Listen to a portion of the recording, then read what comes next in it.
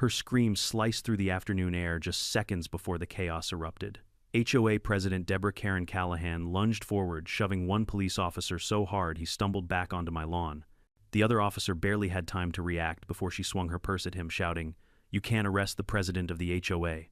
Flashing lights strobed across the quiet cul-de-sac neighbors, peeked through curtains, and I just stood there on my porch, coffee cup in hand, watching the woman who'd ruled this neighborhood like a dictator lose every ounce of control she'd ever had. It all started because I dared to tow her SUV off my own driveway, a driveway she claimed belonged to the HOA. I followed the law. She chose war. And in less than 10 minutes, Karen went from issuing fake citations to being cuffed and dragged away in front of the entire block. What none of them knew was that I'd recorded every second, the perfect evidence for what was about to become Maple Ridge's most infamous HOA meltdown. Before we dive in, drop your city and local time in the comments, and don't forget to subscribe because you're about to see how karma parks perfectly. When I first moved into my grandmother's old home in Maple Ridge, Colorado, I thought I'd found peace. The house was small, framed by pine trees, and the faint sound of a creek down the hill, the kind of place where you could smell coffee in the morning and hear nothing but birds and the occasional passing car. It was the house I grew up visiting every summer. The house my grandmother Ruth Parker had fought to keep from being swallowed by the ever-expanding homeowners association. She lost that fight years ago. The HOA absorbed the area like a spreading wildfire, and now every fence, flower bed, and front door color needed to be approved. When Grandma passed, the board sent me a sympathy card, signed by the president herself, Deborah Callahan, a 50-something woman with a sharp smile and an even sharper sense of control. People in the neighborhood didn't just call her the HOA president, they called her Karen of the Ridge. The first time I met her, she showed up at my door uninvited. "Welcome to Maple Ridge, Mr. Parker," she said, clutching a clipboard like it was a weapon. "I hope you've reviewed our community standards." I hadn't. I'd barely unpacked. She pointed to my driveway. "We'll need you to repaint those cracks. The HOA doesn't allow visible fractures. It affects property value." That was my introduction. No, how are you settling in? No nice to have you. Just a warning disguised as politeness. I smiled, nodded, and closed the door before she could inspect the paint color of my mailbox. At first, I thought maybe she was just overly involved. You know, the type who collects rules like trophies. But within a week, her presence became impossible to ignore. One Tuesday morning, I stepped outside to grab my toolbox and froze. A white SUV was parked squarely across my driveway. Brand new, spotless, with a license plate that read HOA 1. I thought, no way.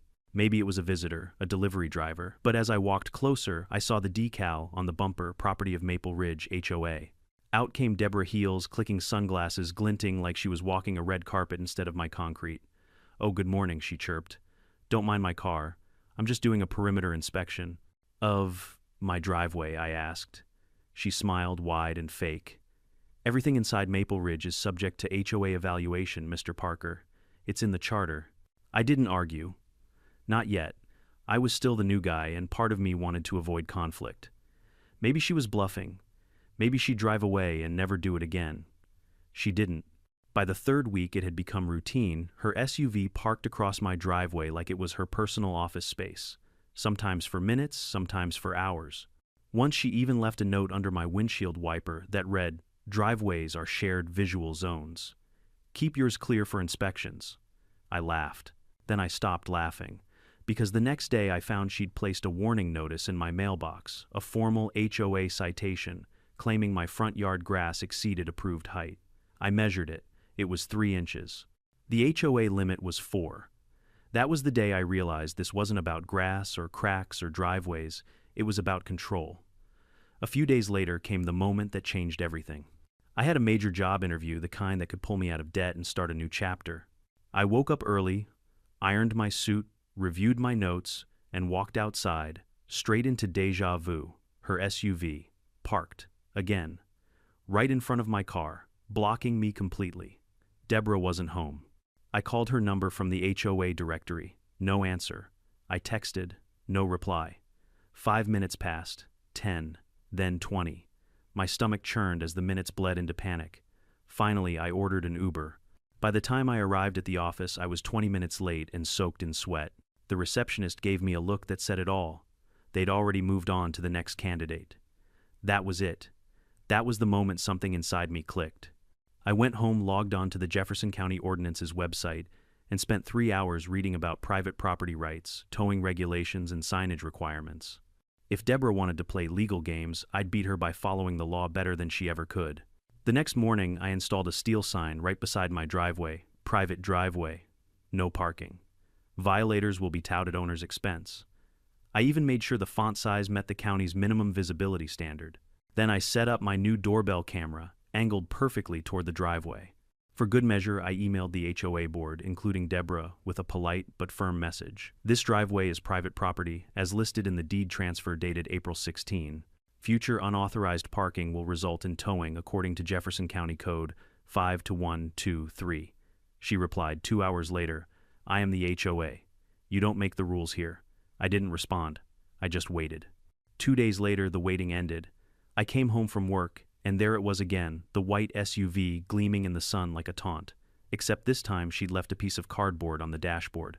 Written in thick black marker, "You don't own the street, Nicholas. I'll park wherever I want." That was the moment I called Caleb Brooks, a tow operator recommended by the county sheriff's website. I showed him the sign, the photos, and my proof of ownership. He nodded once and said, "Looks perfectly legal." 10 minutes later, the hook was under her SUV. 15 minutes later, her throne was gone. For the first time in weeks, my driveway looked like my driveway again. I remember standing there in the sunlight, coffee in hand, feeling something close to victory. I even smiled. But peace never lasts long when you live next to an HOA Karen. 45 minutes later, I heard shouting from the street, shrill, furious shouting. Deborah was storming across my lawn, waving her arms like she was conducting an orchestra of rage. "You stole HOA property," she screamed. "Your car was towed legally, Mrs. Callahan," I said calmly, holding up the tow slip. She snatched it, crumpled it in her hand, and threw it at my feet. "You think you can defy me? I run this community. I'll have your house condemned if I have to." I took a sip of coffee. "Then I suggest you start with a building permit, Karen." That was when she completely lost it. She pulled out her phone, dialed 911, and shouted loud enough for half the neighborhood to hear, "This man stole my vehicle. I'm the HOA president. Arrest him now." I almost laughed. Grand Theft Auto, really. But within minutes, 2 patrol cars rolled up the streetlights, flashing sirens cutting through the summer air.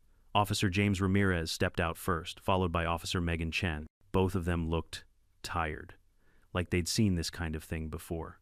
"Afternoon, folks," Ramirez said. "Can someone explain what's going on?" Deborah started first, of course. "He illegally towed HOA property. He's a threat to the community." Officer Chen looked at me. "Sir, your name?" "Nicholas Parker." "The car was parked on my private driveway. I followed county law and have documentation." I handed them the tow, slipped the deed copy, and even my phone with footage from the doorbell cam. Ramirez scrolled for 20 seconds, then turned the screen toward Chen. They both nodded. "Everything checks out, ma'am," Ramirez said to Deborah. "This is private property." He acted within his rights. Deborah's jaw dropped. No, you don't understand. I am the HOA. I can park anywhere I need to," Ma'am Chen said carefully. "The HOA doesn't override property law." And that's when it happened, the moment that started the video you've already seen. Deborah's face turned red, then purple. She screamed something about corruption and conspiracies, stepped forward, and shoved Officer Chen square in the shoulder. Ramirez moved to restrain her, but she swung her purse at him, connecting with his arm. "Ma'am, you're under arrest," he shouted. "No, you can't do this to me." The sound of cuffs snapping shut was louder than I expected. The neighborhood was silent, except for Deborah's voice still shouting as she was led to the cruiser. That was the day HOA Karen met the law, and it was only the beginning. The next morning, Maple Ridge looked like a crime scene draped in gossip. Every front porch whispered, every curtain twitched, and every group text in the neighborhood lit up like wildfire. The mighty Deborah Karen Callahan, queen of HOA law and order, had been handcuffed in broad daylight and taken away screaming. But the story wasn't over, not even close.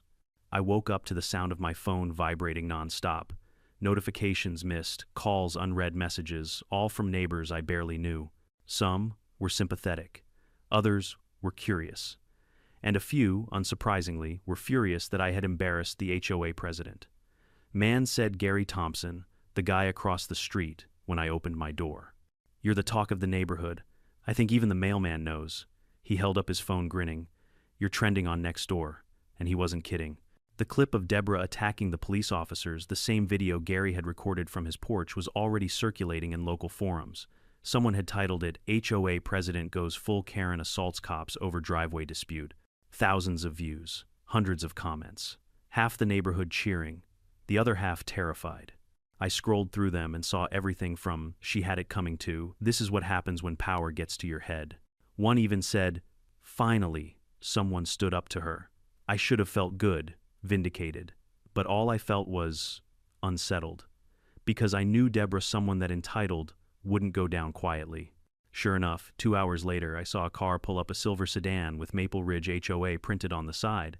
Out stepped Paul Bennett, the treasurer of the HOA, holding a clipboard and looking uncomfortable. He waved politely. "Morning, Nicholas. Mind if we talk?" I leaned on my porch railing. "If this is about last night, I've already spoken to the police." He nodded, avoiding eye contact. "Yeah, we heard. The board's holding an emergency meeting tonight. About everything." "Everything" meaning Deborah. He hesitated. "Technically, she's still president, but well after the arrest, we're reviewing her status." I smirked. "Guess she finally violated one of her own bylaws." Paul actually chuckled, then immediately looked guilty. "Don't quote me on that." That evening, the HOA meeting was chaos. Every seat in the community center was filled, people standing against the walls, phones, recording tension so thick you could almost see it shimmer under the fluorescent lights.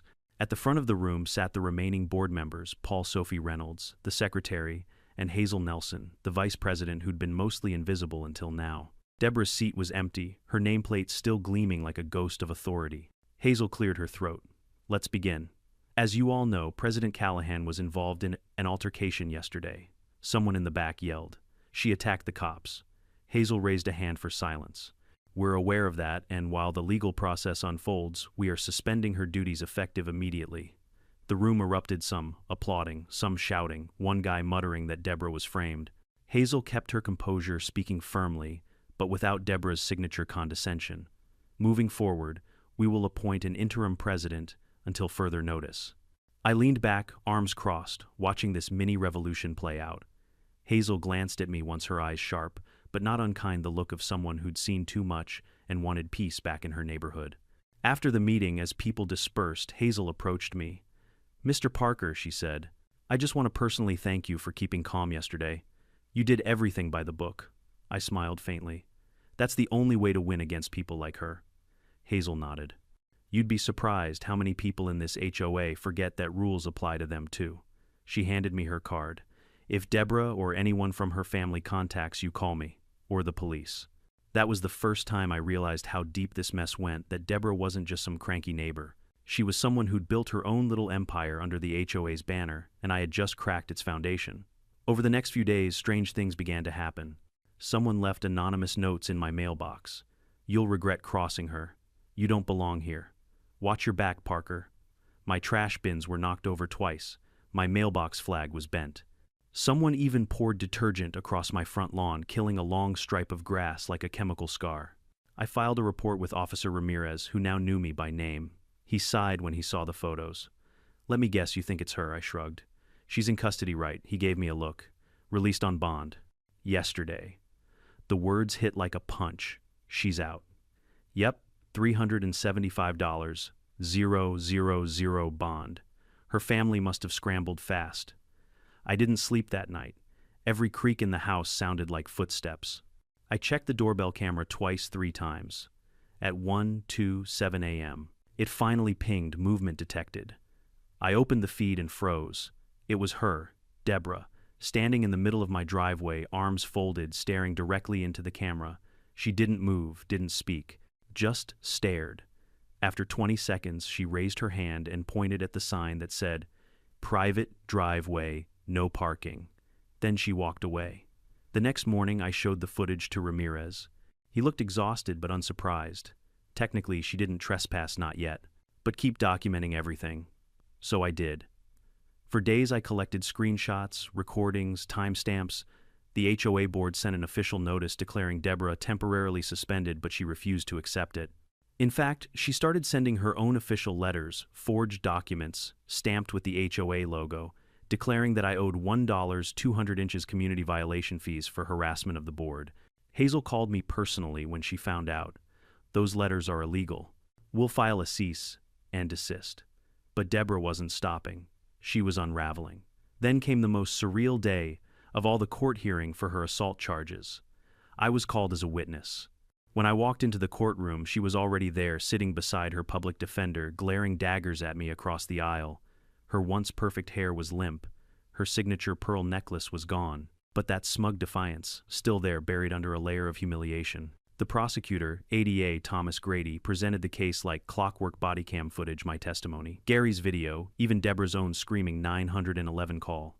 The courtroom gasped when they played the clip of her shoving Officer Chen. Her lawyer tried to spin it. My client was emotionally distressed, acting out of panic. Panic doesn't justify assault, the judge interrupted. When it was my turn to testify, I stood straight, hands folded, and told the truth. Every detail. Calm, factual. I didn't add venom, didn't gloat, I didn't need to. The evidence spoke louder than any revenge ever could. By the end, Judge Marcia Whitaker looked over her glasses and said, "Given the nature of this offense, and the defendant's prior record, bail remains set at $375,000. This court will not tolerate abuse of authority, whether it comes from a public office or a homeowners association." Deborah's face went white. When the gavel came down, it felt like a thunderclap of karma. Outside, the courthouse reporters from the local station were waiting. Microphones, cameras, questions flying everywhere. "Mr. Parker, do you have any comment on what happened? Do you think HOA presidents have too much power?" I didn't say much, just one line before getting in my car. Power isn't the problem, entitlement is. That night, for the first time in weeks, I sat on my porch listening to the crickets, the wind, and the silence Deborah had left behind. It was peaceful. Too peaceful.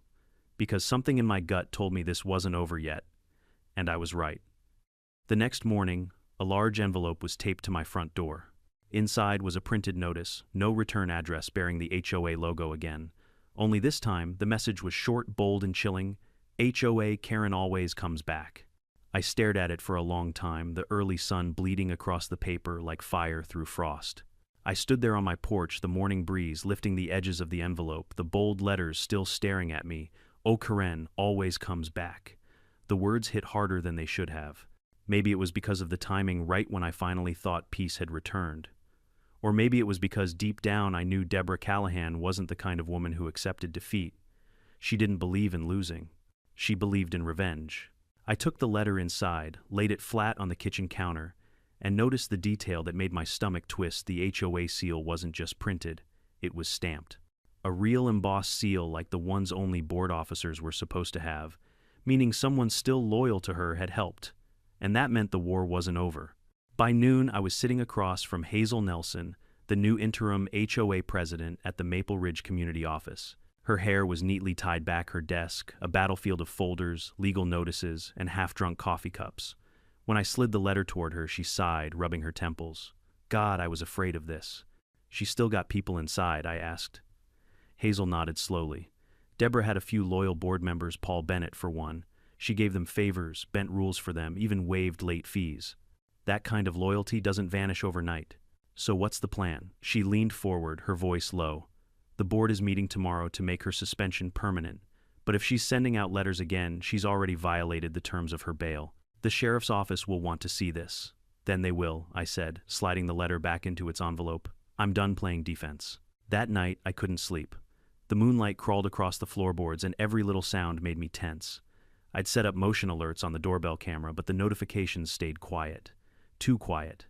Around 2 a.m., a faint sound jolted me, not from the doorbell, but from the garage. A metallic clang, followed by the scrape of something heavy being dragged. My heart jumped. I grabbed my phone, opened the camera feed, nothing. The driveway was empty. But inside, something shifted again. A soft thump. I moved quietly through the hallway, barefoot on cold tile, listening. When I reached the garage door, I flicked the light switch.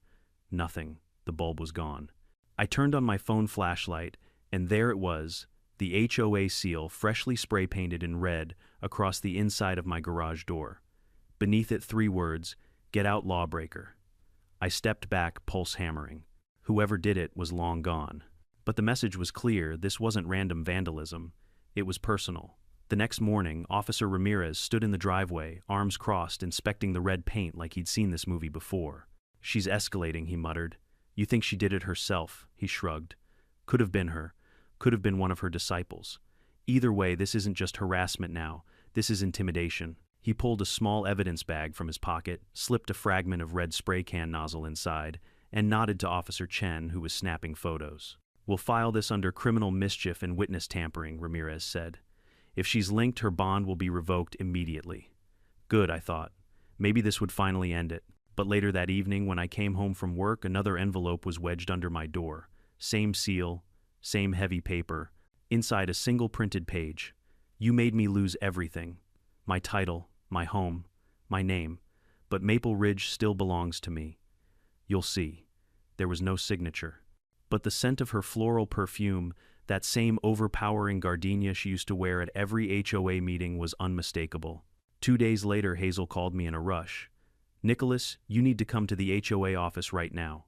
I drove over, heart pounding. When I walked in, she was pacing in front of the copier holding a manila folder full of documents. She's filed a civil complaint against you, Hazel said, eyes wide. Through the HOA, using old letterhead she forged. I blinked. What kind of complaint? She claims you violated community cohesion regulations by removing HOA signage without approval. Hazel tossed the paper onto the desk. She's saying your tow sign was unauthorized and caused mental distress to board members. I couldn't help but laugh. Mental distress. She tried to punch a cop. Hazel didn't smile. Nicholas, this is serious. She's using the HOA legal structure to harass you. We're getting reports she's been emailing residents under the subject line, Reclaim the Ridge. I exhaled slowly. So now she's building her own little army. Hazel nodded. I'm working with our attorney to issue a permanent removal order from the HOA board. Once it's official, she won't be able to claim any authority again. But until then, we're exposed. That word exposed lingered. Because that weekend, it got worse. On Saturday morning, I woke to a commotion outside. When I looked out my window, I saw 3 people standing on my lawn hammering something into the ground. I stormed out in disbelief. Hey, what do you think you're doing? One of them, a heavy-set man in a blue polo, didn't even look up. Just following orders from the president, buddy. I glanced down at the sign they were planting, property under HOA review, unauthorized structure. Take that down, I snapped. Call the board if you've got a problem. I am calling the board, I said, grabbing my phone. Within minutes, Hazel arrived, her face pale with fury. She didn't even need to ask. She walked straight to the men, flashing her badge as acting president. This is a cease and desist situation. You're trespassing on private property. Remove that sign now, or I'll call the sheriff myself. The men hesitated, muttered something about Deborah's orders, and left. Hazel turned to me, shaking her head. She's coordinating people behind the scenes, she said, and she's convincing them she's been reinstated. It's delusion mixed with authority, a dangerous combination. I'm starting to think she's lost her mind. Hazel looked grim. She lost that weeks ago. Now she's just trying to drag everyone down with her. That night I decided I'd had enough. I spent 3 hours compiling every piece of evidence I had, photos, videos, emails, even the perfume-scented letters. I organized it all into a neat digital folder labeled Operation HOA Karen. Then I sent it to Ada Thomas Grady, the same prosecutor handling her assault case. His reply came the next morning, received. This may constitute witness harassment and bail violation. Expect follow-up. By noon, I got a call from Officer Ramirez again. We've got a warrant, he said. We're picking her up tonight. That sentence felt like air after suffocation. When evening fell, I saw the police cars roll past my house toward the end of the street, Deborah's End. The flashing lights painted the houses red and blue again, and for a moment I felt the same rush as the night it all started.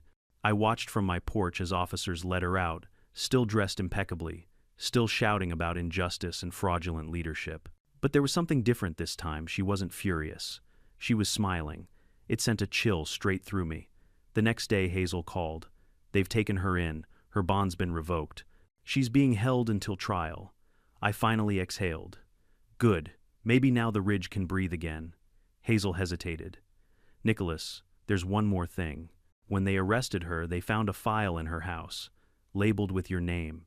It had printed photos of your home, your car, even your mailbox. Dozens of them. I sat down slowly. What the hell was she planning? We don't know. But whatever it was, it's over now. For good. Or so we thought. Because a week later, the Maple Ridge newsletter arrived in everyone's mailbox, unsigned, no official header, no credits, just a single page typed in all caps, "The HOA is forever, and so am I." I stared at it for a long moment, the echo of sirens and shouting replaying in my mind. Maybe Deborah Callahan was gone, but HOA Karen, her legend, had just begun. When the anonymous newsletter hit every doorstep in Maple Ridge, the whole neighborhood froze like someone had dropped a ghost in their mailbox. The paper was plain cheap printer stock, no signature, no HOA logo, but the message in blocky black letters screamed through every living room, "The HOA is forever, and so am I." Even the calmest neighbors started locking their gates. You could feel it in the air, tension, fear, and curiosity all tangled together. I wasn't scared, at least not at first. I was angry. Angry that even behind bars, Deborah Karen Callahan could still infect this neighborhood with her arrogance. I walked outside that morning to find Gary Thompson pacing by his mailbox holding the same flyer. "She's in jail," he said. "So how the hell did she pull this off?" That was the question everyone asked. Hazel called an emergency meeting within 24 hours. This time the meeting wasn't just the HOA board, it was half the neighborhood all squeezed into the community hall, their voices rising like static. Hazel stood at the front looking paler than usual, a folder in her hands. "We've confirmed," she said, "that these letters didn't come through the HOA office. Whoever mailed them used our residents' addresses from an old database that Deborah had unauthorized access to." The crowd erupted. "She had our info at home. She's spying on us." "I told you that woman was crazy," Hazel raised her voice, trying to maintain control. "We've turned the information over to the sheriff's department. They're investigating how she sent the newsletters while incarcerated. It's possible she had help." I didn't need to guess. Deborah had allies, people who still believed in her vision for Maple Ridge. To them, she wasn't a criminal. She was a crusader. That night, my doorbell camera caught something I didn't expect. Around 1:45 p.m., a car pulled up, dark blue sedan headlights off. The driver stepped out wearing a hoodie and gloves, placed a small object in my mailbox, and drove away without saying a word. I waited until morning to check. Inside the mailbox was a USB flash drive wrapped in duct tape. No note, no clue. I didn't want to plug it in on my main computer. It felt like something straight out of a thriller. So I grabbed my old laptop, disconnected the Wi-Fi, and opened it. The folder inside was titled Maple Ridge, Internal. My stomach dropped when I saw the contents. Scanned HOA documents, private emails, even meeting transcripts, years of files Deborah must have stolen or copied while she was president. At the top of the list, one folder stood out, Parker Case. I opened it. Inside were screenshots of my emails, photos of my house, my family's property deed, everything from the first day I moved in. One document stopped me cold, a draft letter to the county assessor requesting a reclassification of parcel boundaries for community oversight. Signed, President Deborah Callahan. She had tried to legally reclassify my driveway and several others under HOA jurisdiction months before our first confrontation. If she'd succeeded, my towing action would have been illegal. She'd been planning to take control of my property long before she ever parked there. Hazel's voice echoed in my head. "You'd be surprised how many people in this HOA forget that rules apply to them too." I called her immediately.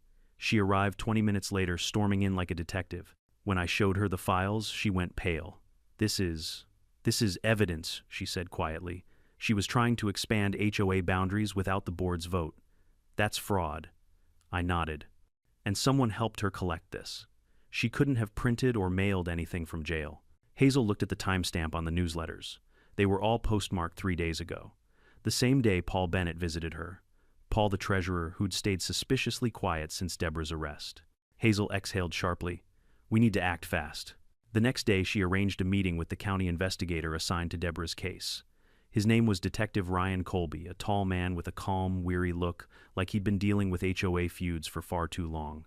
He flipped through the printed files I'd given him, his eyebrows tightening. "This is serious.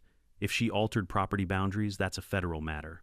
And if Bennett's helping her, that's conspiracy to commit fraud." Hazel frowned. "What happens if it's true? Then Maple Ridge isn't just dealing with an HOA scandal," Colby said. "You're sitting on a full-blown criminal enterprise." I couldn't believe it. Our quiet, picturesque neighborhood, the kind of place where retirees waved from their lawns, was now ground zero for a fraud investigation. Over the next week, deputies interviewed board members, subpoenaed HOA financial records, and even visited the local post office to track the newsletter's origin. Every day someone new was whispering about subpoenas, forged checks, and hidden accounts.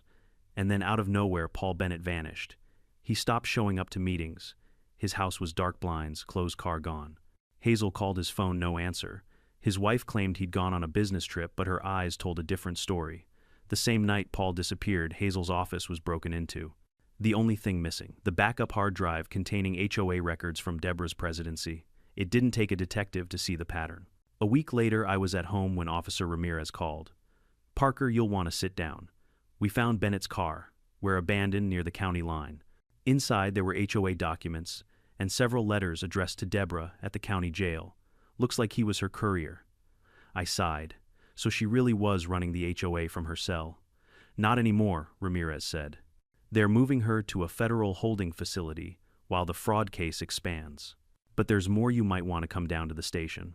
When I arrived, he handed me a sealed plastic bag. Inside was a printed photo, creased and water-stained. It showed my house taken from across the street, and on the back scrawled in pen, "He doesn't deserve Maple Ridge." I looked up at Ramirez. This was in Bennett's car. He nodded. You were right from the start. She wasn't just trying to control the HOA. She wanted your property. It clicked all at once. The driveway fights the fake citations, the arrogance. Deborah hadn't just wanted authority. She wanted ownership. She wanted to make Maple Ridge hers, one parcel at a time.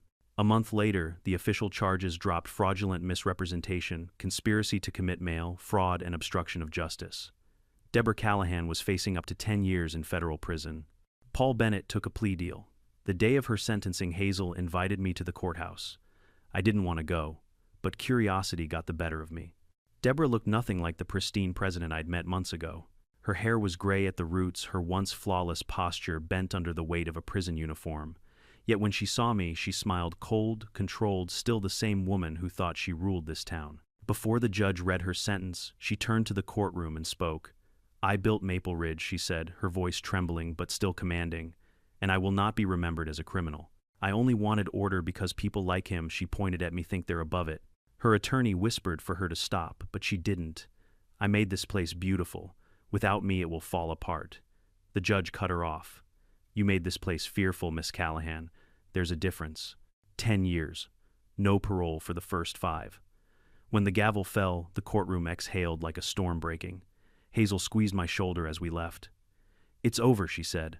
But as I walked through the courthouse doors, I couldn't shake the feeling that it wasn't. Because power, like Deborah's, doesn't die, it lingers.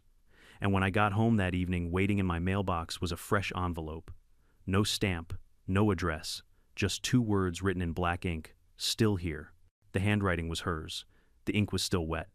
And for the first time in months, I realized even when the HOA falls, Karen never truly leaves.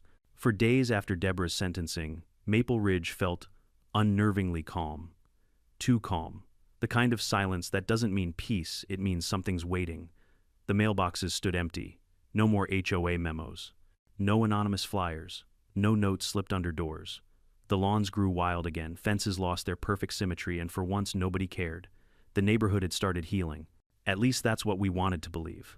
Hazel, now officially elected as president of the reformed Maple Ridge HOA, began rebuilding the board with transparent meetings and open votes. She even formed a new committee to review every past policy Deborah had written, half of which turned out to be unconstitutional, illegal, or just plain ridiculous. I attended one of those meetings out of curiosity. Hazel stood at the front, papers spread before her, and read aloud. Section 12B, residents must repaint mailboxes every 3 months to preserve uniformity. The crowd laughed. Someone shouted, only Karen would make a law like that. Hazel smiled faintly. Well, that law, and everyone like it, is hereby repealed. The room erupted into applause. For a moment, Maple Ridge felt human again. After the meeting, Hazel approached me. She said, if you ever want to join the new board, there's a seat open. I chuckled. Appreciate it, but I think I've had enough HOA drama for one lifetime. She laughed, but there was something in her eyes, something uneasy. Yeah, me too. I didn't think much of it until 3 days later when things started getting strange again. It began with the security cameras. One morning I checked my phone and noticed the doorbell cam had gone offline. No alerts, no live feed. Just a static error message, device not connected. I thought it was a power issue, so I went outside. The wiring was intact, but the camera's lens had been covered with something. I peeled it off and froze. It was a printed photo of Deborah cut from an old newspaper article about her sentencing, taped neatly over the lens. Her eyes, even in print, seemed to stare right at me. My hands tightened around the photo. No way, I muttered. She's locked up. But then, as I turned it over, I saw scrawled words on the back in black marker, still here. Same handwriting, same ink style as before. I took the photo straight to Officer Ramirez, who looked at it, sighed, and muttered, You've got to be kidding me. She's in federal custody, I said. She can't possibly. Maybe not her, he interrupted. But someone's keeping her spirit alive. Her spirit, that's one word for it. He leaned back in his chair. We've seen it before. Followers, copycats, obsessed neighbors. They think they're finishing her mission. You'd be surprised how many people idolize power, even toxic power. I wanted to believe it was just some bored idiot trying to scare me. But when I drove home that night, I saw something that made my blood run cold. Deborah's white SUV. Parked 2 blocks down, engine off, headlights dark. The same make, same custom plate, HOA 1. I slowed down, squinting. It couldn't be hers. The original had been seized as part of the investigation. But this one looked identical down to the small crack on the rear bumper. I pulled out my phone and snapped a photo, zooming in on the windshield. A note sat under the wiper. Property inspection. Authorized by Maple Ridge HOA. I could almost hear her smug voice saying it. By the time I got out of my car, the SUV's headlights flashed twice, and then it drove off. Hazel didn't believe it at first. Nicholas, that car was impounded. It can't be hers. I'm telling you, I said, sliding my phone across the table. That's her license plate. She stared at the photo for a long time. Then someone's mocking her, or you. We decided to check the HOA archives the next day. That's when Hazel discovered something chilling. The HOA vehicle registry, the one Deborah had personally managed, listed 2 identical SUVs registered under HOA operations fleet. The second vehicle had been temporarily reassigned to a regional compliance officer 2 months before Deborah's arrest. The signature on that reassignment, hers, meaning she'd created a duplicate, a ghost car, to keep operating even after she was gone. Hazel rubbed her temples. She planned this. She knew she might get caught, so she made sure her presence would linger. We filed another report with the sheriff attaching the plate number and Deborah's original documentation. Ramirez promised to track it, but by the next morning that SUV was parked outside Hazel's house. When I arrived, the scene looked like something out of a horror movie. Hazel stood in her driveway, phone in one hand, HOA files clutched in the other. The SUV sat motionless, headlights off, windows tinted black. "She's taunting us," Hazel whispered. "Did you see who was driving?" She shook her head. "No one got out, it just appeared." We called Ramirez again, who arrived 15 minutes later. By then the car was gone. He frowned, tapping his notepad. No tire marks, no prints, no surveillance from nearby homes. It's like it vanished. Or like someone who knows every blind spot in Maple Ridge drove it, I said. Hazel looked at me, realization dawning. Deborah designed the neighborhood's camera placement maps. She knows exactly where the HOA's security coverage ends. And then she whispered something I'll never forget. She built this place to watch people. Now someone's using her system to watch us. Over the next week, small, eerie signs kept popping up. Residents started receiving HOA notices, again typed on official letterhead, signed President D. Callahan. The problem, the new HOA hadn't printed a single letter. One homeowner, Mr. Gordon, said he got a fine for failure to water lawn properly. Another got a warning for loud nighttime activity. The timestamps matched the nights when that phantom SUV had been seen circling the streets. Hazel called an emergency assembly. We packed into the hall, the tension thick enough to choke on. She held up one of the forged notices. "These are not from us," she declared. "Someone is impersonating the HOA and possibly accessing our old databases." From the back, a nervous voice spoke up. Then maybe she was right. Maybe the HOA is forever. Laughter rippled, but no one was really laughing. Hazel's hands trembled as she added, "We're contacting state authorities. Until then, all HOA operations are suspended." That night, Maple Ridge officially went dark, no board, no oversight, no structure, just fear. The following evening, I came home to find a package on my porch. No return address, no postage. Inside was a small flash drive and a note. "For your records, you missed something." I plugged it into my spare laptop. A single video file appeared, time-stamped 3 weeks prior, the day Deborah was transferred to federal custody. The footage showed the inside of a car, someone wearing gloves driving at night.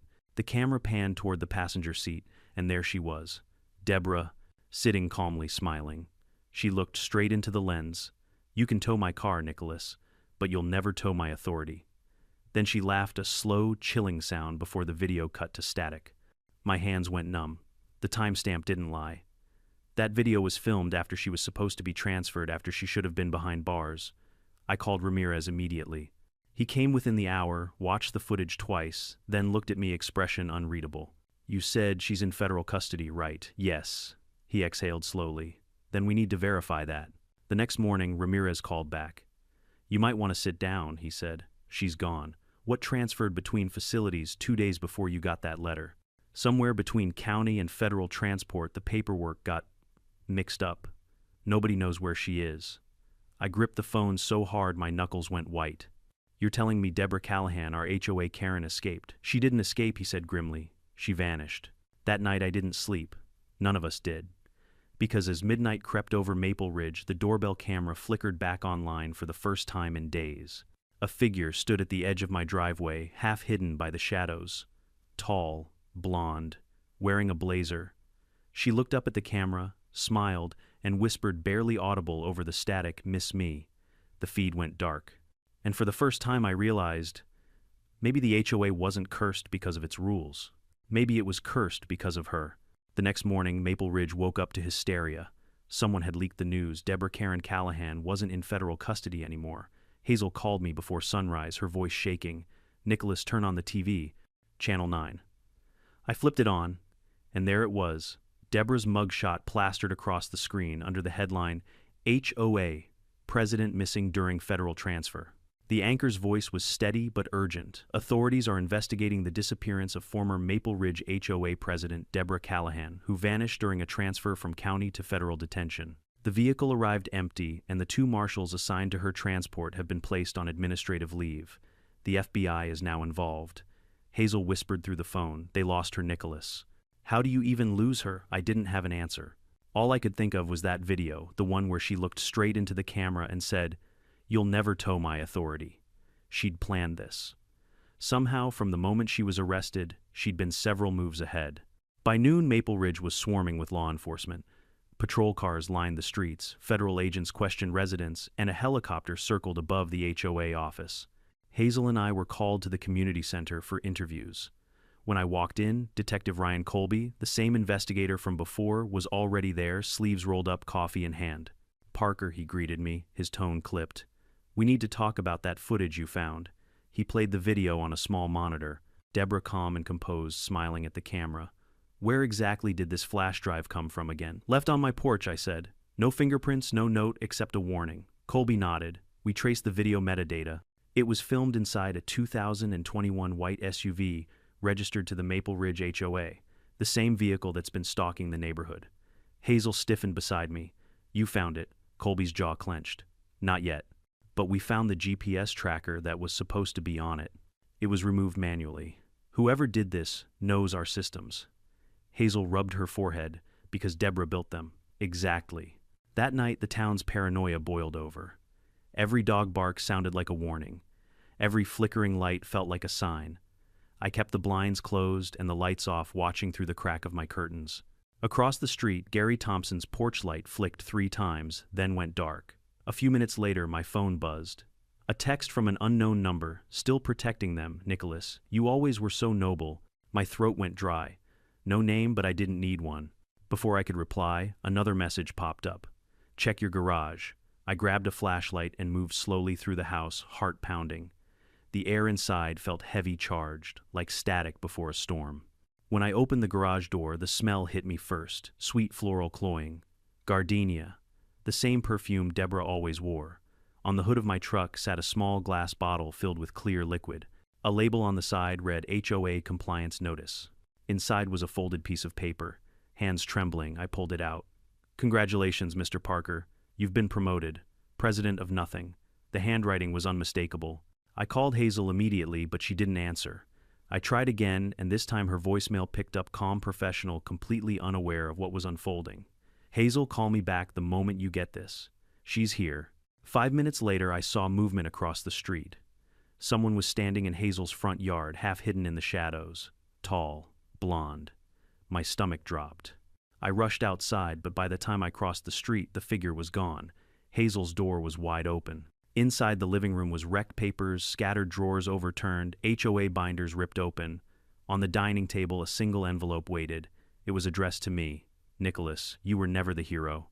You were the variable I didn't account for. But don't worry. Every community needs balance. You took my crown. Now you'll wear it. D.C." I stood there staring at it when I heard a faint groan from the hallway. "Hazel." She was slumped against the wall, dazed but alive, a bruise forming on her temple. She broke in, Hazel whispered. Said she needed her files back. I tried to stop her. Where did she go? Hazel shook her head. I don't know. She took something, a folder labeled expansion plans. Expansion, it's her master file, Hazel said weakly. She drew up blueprints for annexing nearby neighborhoods under HOA control. If she gets that approved, she can rebuild Maple Ridge, I finished. Hazel grabbed my wrist, her voice trembling. You have to stop her. By the next morning, the whole county knew. Deborah wasn't just missing, she was active. Police found the duplicate SUV abandoned near an unfinished housing development on the edge of town. Inside were dozens of documents, fake IDs, copies of HOA, bylaws, maps marked with red X's. At the center of every map was Maple Ridge. Detective Colby showed me one of them in his office. She's trying to reclaim the HOA structure, he said. We think she's targeting the developers who used to work with her people who owe her favors. She's not just running, I said. She's rebuilding. He nodded grimly. Which is why we're moving you and Miss Nelson into temporary protective custody. You're both on her list. I didn't argue. I was too tired to argue. But deep down, I knew Deborah wouldn't stop until she saw me humiliated. That's what it had always been about. Not rules, not property. Control. And she'd lost it to me. That night, as I packed a small bag, the phone rang. Hazel's number. Hey, I said, I'm almost ready. The officers are coming too, a voice interrupted me. Not Hazel's. You really should have taken her advice, Nicholas. My blood froze. Deborah. She chuckled softly. Hazel was right about one thing: you don't understand power. You think justice and order are the same thing? They're not. Where are you closer than you think? And then she hung up. I bolted outside, scanning the street. Nothing. The air was still thick with that same floral scent. Then my phone buzzed again, one more text. Look behind you. I turned slowly. Across the street, Hazel's house was burning. Flames licked the walls, windows shattered outward, alarms blaring through the night. I sprinted forward, shouting her name, but the fire was too strong. Within minutes, the entire structure was engulfed. The firefighters arrived, dragging hoses and shouting orders, but all I could hear was the crackle of wood and the echo of Deborah's laughter in my mind. Later, when the smoke cleared, investigators found something in the ashes. Not Hazel's body.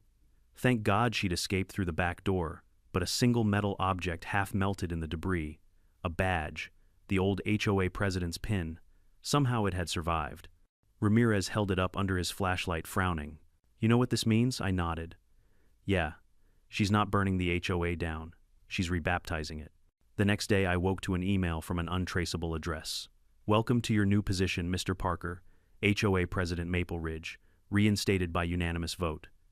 See you at the next meeting. Attached was a photo. My house, taken from across the street. And in the window, reflection just barely visible, was her face, smiling, watching, waiting.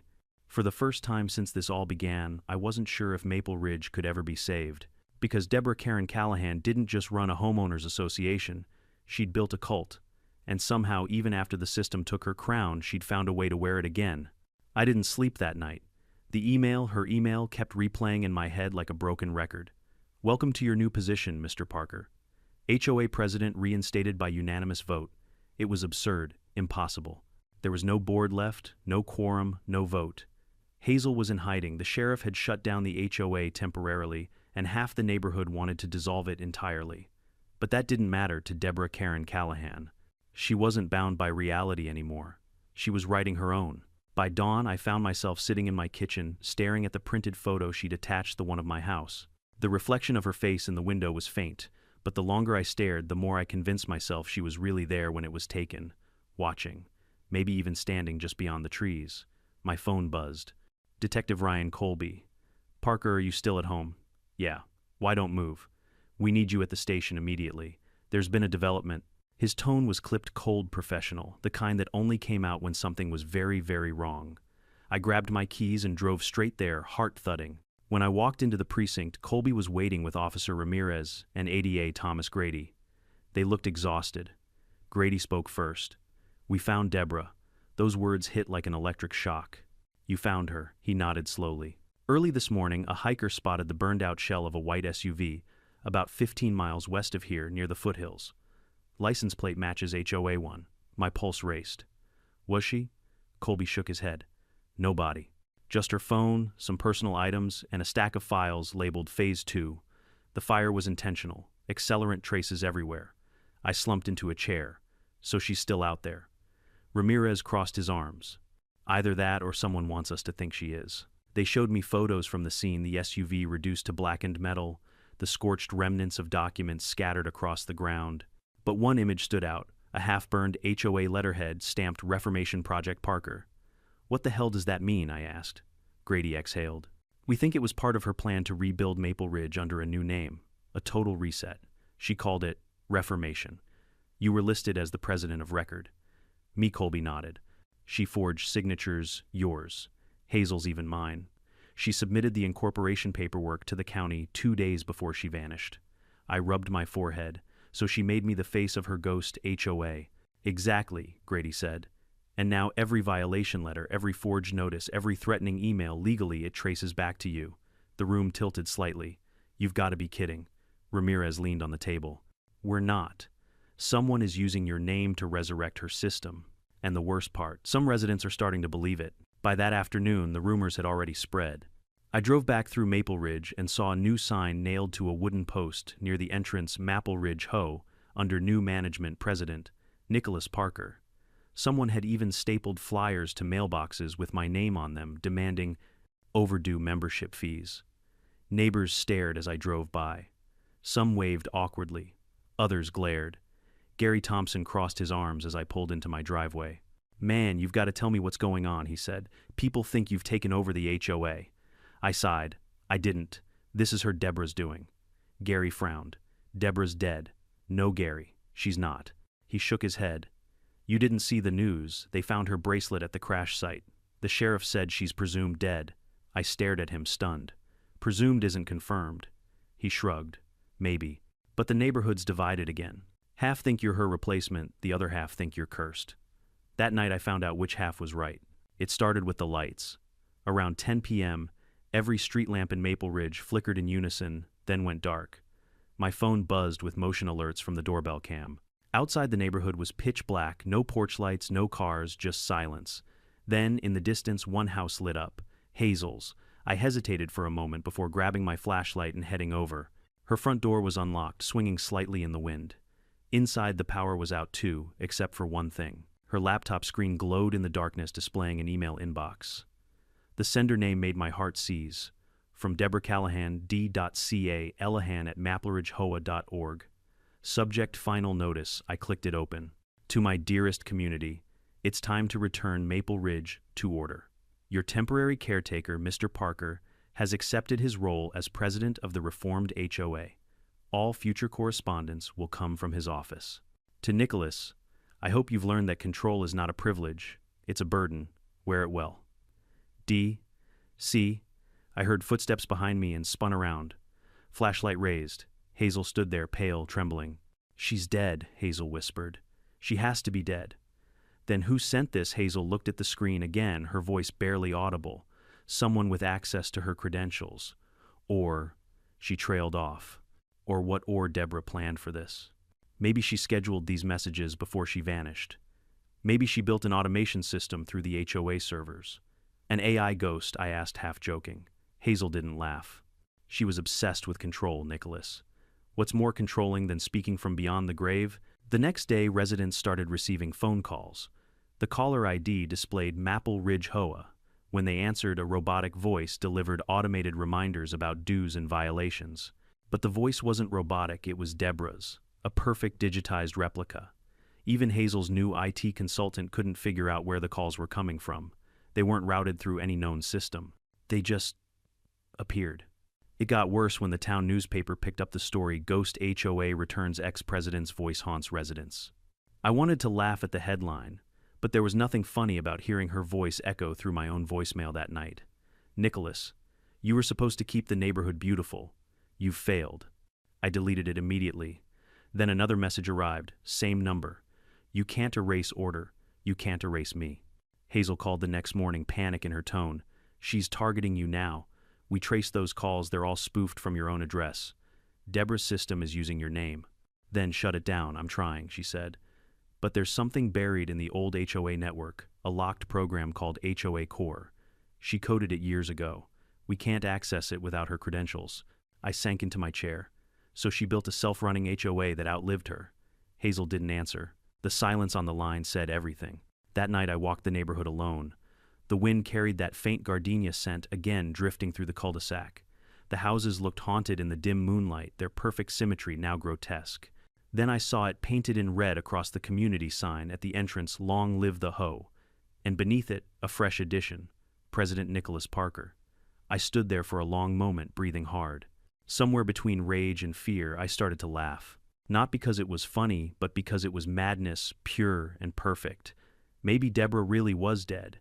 Maybe this was all her final act, a meticulously coded revenge designed to make me her legacy. Or maybe she was still out there watching, waiting for the right time to reclaim what she believed was hers.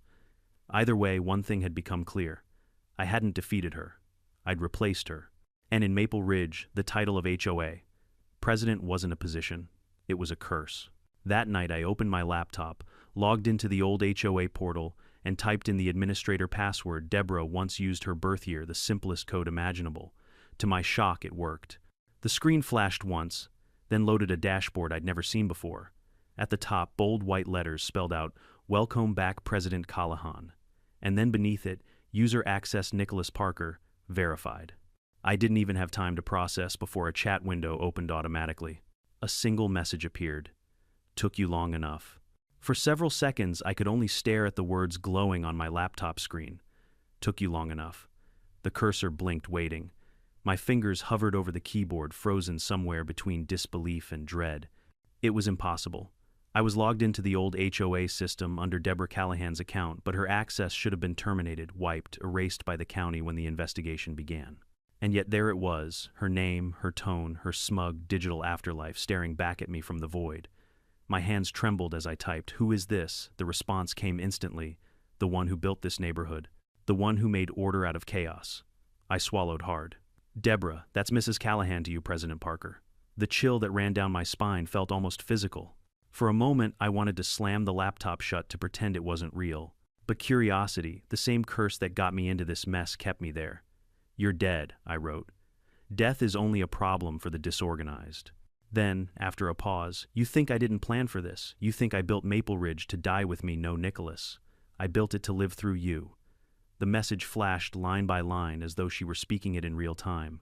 Somewhere in the house, the faint hum of my router deepened, lights flickering in rhythm with each new sentence. "You were perfect for it. Reasonable. Composed. Everyone trusts you. But you forgot something vital about control. It never vanishes. It just changes hands." I slammed the lid down, heart hammering. The sound of my front doorbell broke the silence. It rang once. Then again, I crept toward the entryway, peering through the peephole. A man in a gray delivery uniform stood on the porch, holding a clipboard and a small black box. His face was shadowed under his cap. "Delivery for Mr. Parker," he called. "I didn't order anything." He smiled faintly. "I know."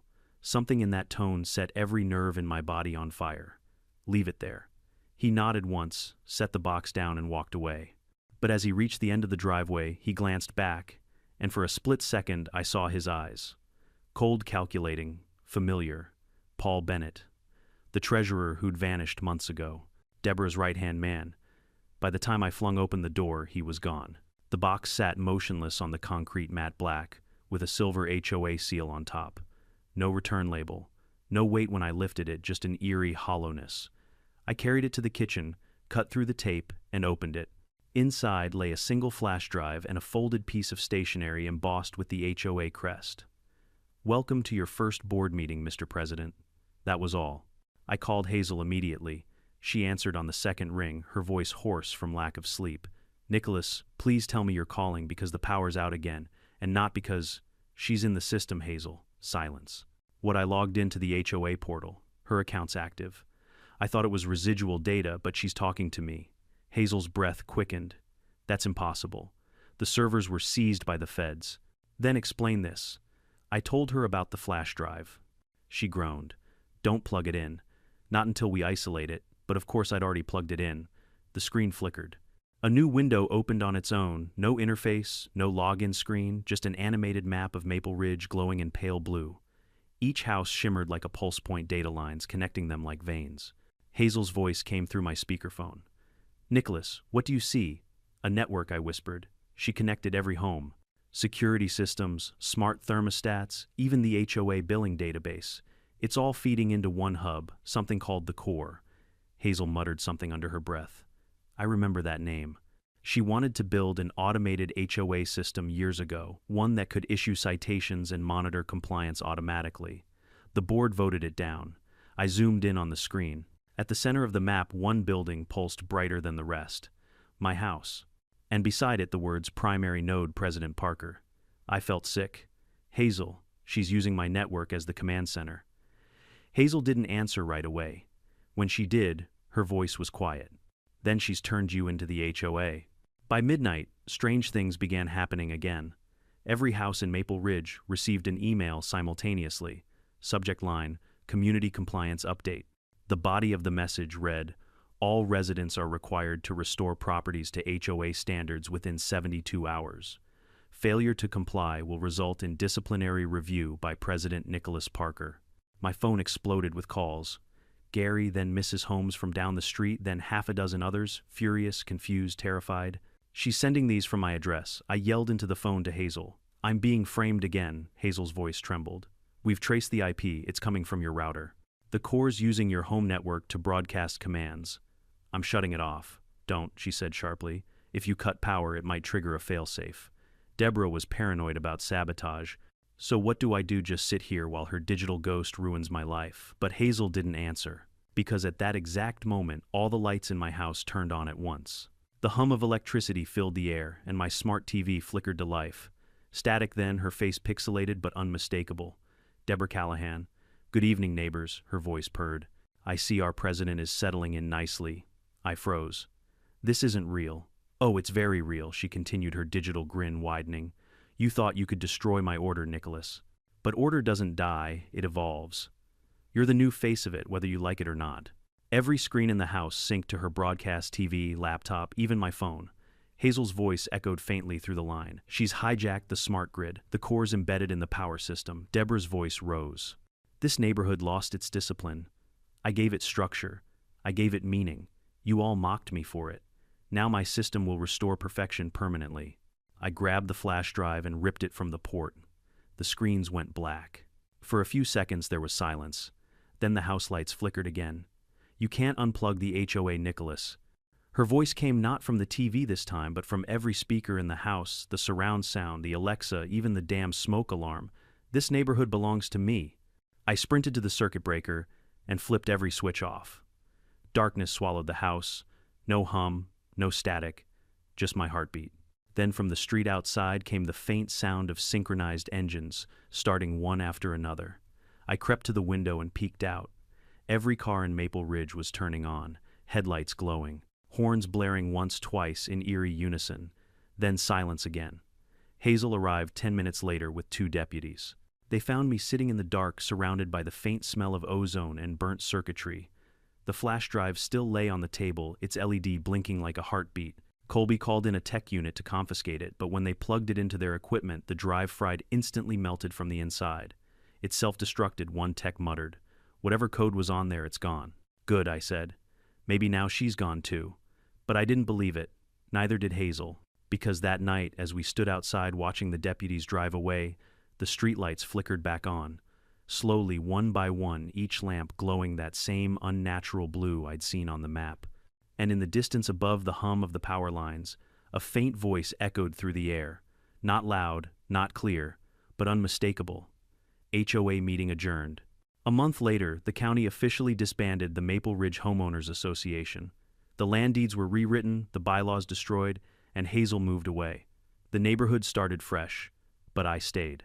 I told myself it was to rebuild, to finish what my grandmother started. Until one morning when I opened my front door and found a single envelope waiting on the doormat. No stamp, no return address, just a wax seal pressed in the shape of the old HOA logo. Inside was a single card. "Congratulations on your re-election, President Parker. Meeting begins at dusk." At the bottom, in faint gray type, a new slogan shimmered beneath the paper's texture, barely visible unless the light hit it just right. "The OA is forever." I looked up, and for a split second I could have sworn the streetlights were glowing blue again. Then the faint scent of gardenia drifted through the air, and somewhere unseen, a woman laughed. No matter how small or quiet a community may seem, power always hides in its systems, sometimes in people, sometimes in the structures they leave behind. Maple Ridge wasn't destroyed by a woman. It was corrupted by obsession, the idea that control equals safety. Deborah Karen Callahan believed she could perfect her world by enforcing rules, but she forgot that control always demands a cost. Nicholas learned that true order doesn't come from authority, it comes from trust. Once power becomes a cage, everyone inside it is already trapped. If you take one lesson from this story, let it be this: never let fear or pride make you the villain of your own community. And if you ever find yourself living under a system that demands your obedience instead of your respect, walk away before it owns you. Don't forget to comment below where you're watching from, and subscribe for more unbelievable HOA stories like this one.